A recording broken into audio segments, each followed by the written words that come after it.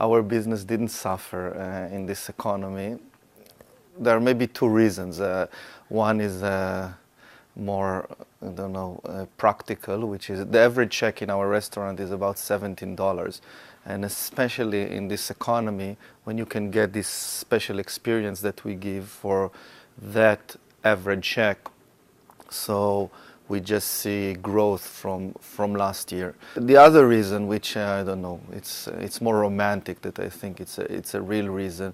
It's people say that chocolate is kind of a compensation or a medicine for this economy, and a lot of people come because they feel it's a comfort. So maybe this is part of the reason that we are really growing from year to year. What happened in the world of chocolate is that it was very traditional and very, I would say, very one phase only, because it was all about selling chocolate as a gourmet product, very much like tradition in Europe, selling it in like these vitrines, almost selling chocolate like jewelries. But the way people think of chocolate, the customers, is completely different. They see chocolate as something very happy, lots of childhood memories. Chocolate is something fantastic, like Charlie and the Chocolate Factory, something very romantic, sensual.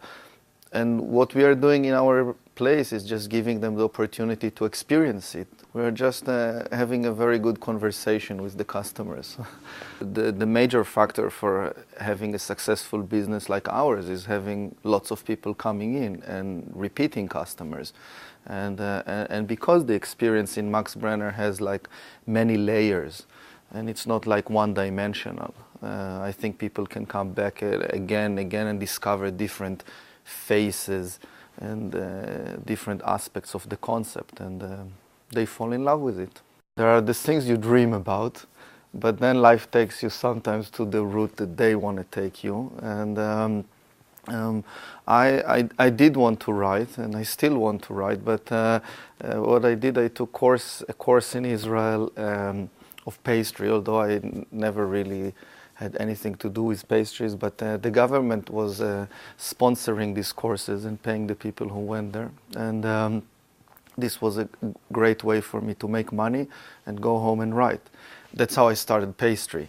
And for years I was working as a pastry to make money, as a pastry chef or apprentice, to make money and wanting to write. And eventually found myself opening my first store, and then my 10th store, and then another store, and another store. And now I'm kind of writing my story in chocolate instead. The most important thing is to do, because a lot of things are, we tend to think and analyze, and then it's all stays in our head, and there is not too much to analyze and think. You need this first trigger. But then the best thing is just wake up and start to do, because you never know where it's going to end and how it's going to lead you. And I changed my visions hundreds of times. And while we're talking now, I probably have a vision, and tomorrow it will be a different vision. But it's just because I'm doing and doing and doing. So best thing is not to think too much, have a little idea, and then just wake up and start to do it. And it will take you to a good direction.